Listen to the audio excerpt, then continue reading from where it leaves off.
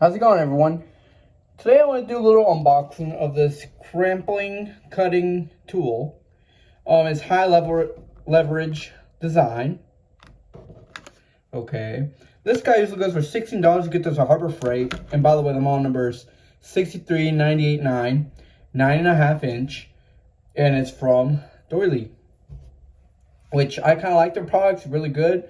And also, if you break this or something, which you never know what could happen, this will, you can take it back to Harbor Freight and they'll just give you a new one. So, we also get a pretty big boy. It looks like a good little grip. I haven't gotten out of the package yet, but we could tell it's trip nose for working confined spaces, clamp insulated and non-insulated terminals. That's pretty good. So we sometimes need to fix a wire, which I need to fix a window regulator. And this tool would have been much helpful than using a pair of pliers to squeeze, those connectors. This would have been a great thing to have. But now that I have it, in case it happens again in the future, a wire or something is snapped off, well, I already got the tool to help me clamp it.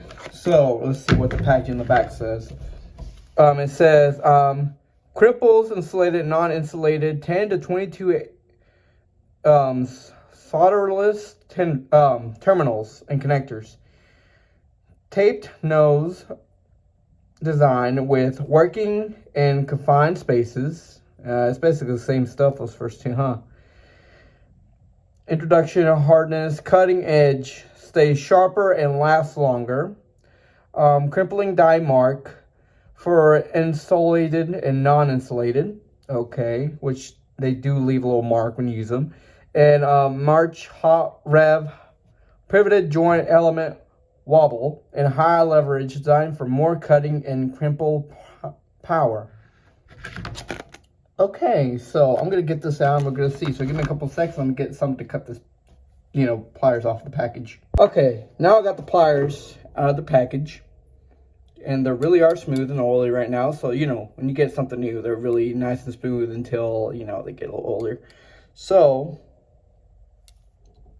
as you can see, it says wear eye protection, warning, not insulated, and will not prevent against electrical shock, which we all know that. So here we got, where you can cut, right here, cut a wire there. You got your non and your insulated ones, so there's a difference. So, if you don't got non-insulated, you which one to use, So, we're going to see if we could fix a little John Deere. I got some LED lights I got snapped off, and I put new terminals, and they have a little wire, and I'm going to try to fix that. All right, so give me a couple seconds, and I'll show that. Okay, so instead of going out there and doing that, I'm going to instead do it here. I brought a cable. I'm going to strip it a little bit. You do need to strip it in order to use this a little bit if you use it for these guys right here. So, let's see. We got one little guy there. I'm going to strip one side of it.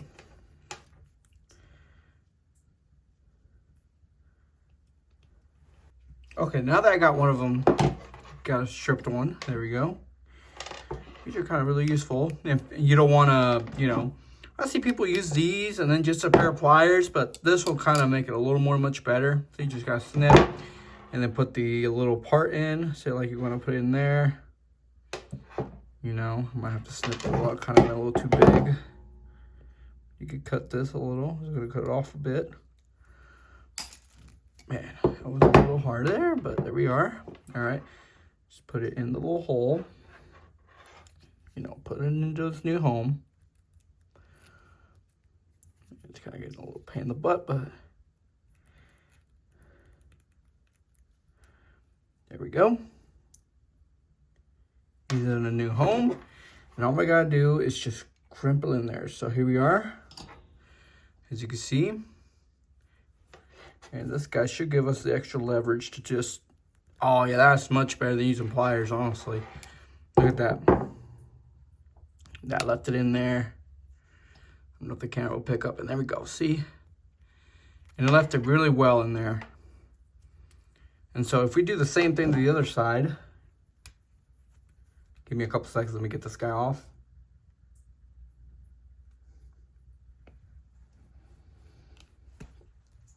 Okay, there we are. Get the other guy off, you know, twisted and stuff. All we gotta do is just put it on here. And people do it anyway. They use the non-insulated. They always do it. I mean, everybody's seen it. Somebody's done it before. You know, like something new. And there we go. See? So we got non-insulated on this side. And we got insulated on this side. And you can see the big difference. You know, and just so we could cut it, here we are, demonstrating how it's used to cut. So we're just gonna put it there, and it gives you the extra leverage to cut, which is pretty nice. So, I would highly recommend getting this. It's worth it, every single penny in my opinion. And trust me, I wish I would have had this tool during the time I was fixing my window regulator on my pickup, because that would have helped faster and way better than, you know, using pliers just to get that squeeze down, or this, because this guy won't do it. And I do have a video out for this if you want to see it. You know, it's a really good tool. If you get this one, in my opinion, it's good to get this one too. Never bad. The pair is good. But I just wanted, because, you know, sometimes we're fixing trailers, lights, and, you know, stuff like that. And I would recommend one more thing. Buy some heat shrink wrap. So before you start doing all this, well, right now I got the opportunity, but I don't need to. But if you ever one day say you're fixing a wire in your truck, you know, I will highly recommend using heat shrink wrapping. Put it inside here where it can fit over the little coupling. You know, before you start, you know, attaching it, put it in first, and, you know, start doing your whatever. Once you get that done, like to this point, you just put your shrink wrap over it, heat it up, you know, with a lighter or heat gun or something. Just shrink it enough to where it keeps it protected. Water doesn't get in there. You know, it gives a little extra layer of protection. Just do that, and that will definitely help. It's definitely worth it, you know. Just do that. It's extra protection and never bad. I will highly recommend having this tool.